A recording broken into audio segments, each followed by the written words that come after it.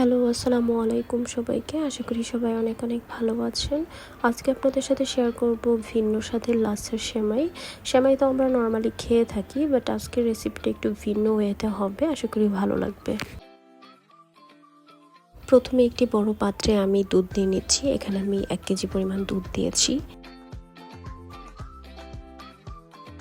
তারপর অ্যাড করে দিচ্ছি হাফ কাপ পরিমাণ গুঁড়া দুধ। গুঁড়া দুধটা দিলে খুব তাড়াতাড়ি দুধের ঘনত্ব বেড়ে যায়। এরপর দিয়ে দিচ্ছি কিশমিশ। আপনারা চাইলে বাদাম কুচি অ্যাড করতে পারেন। দুধটা অনবরত নেড়ে ভালো করে জাল করে নিয়ে এখানে দিয়ে দিচ্ছি চিনি।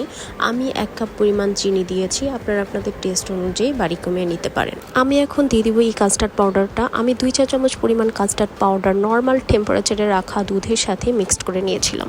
খুব বেশি কাস্টার্ড পাউডার অ্যাড করা যাবে না, এতে করে দুধটা অনেক ঘন হয়ে যাবে। কাস্টার্ড পাউডার দেওয়ার পর ভালো করে জাল করে এখন দিয়ে দিচ্ছি সেমাই। আমি এখানে লাচ্ছা সেমাইয়ের ফুল প্যাকেটটা দিয়ে দিয়েছি।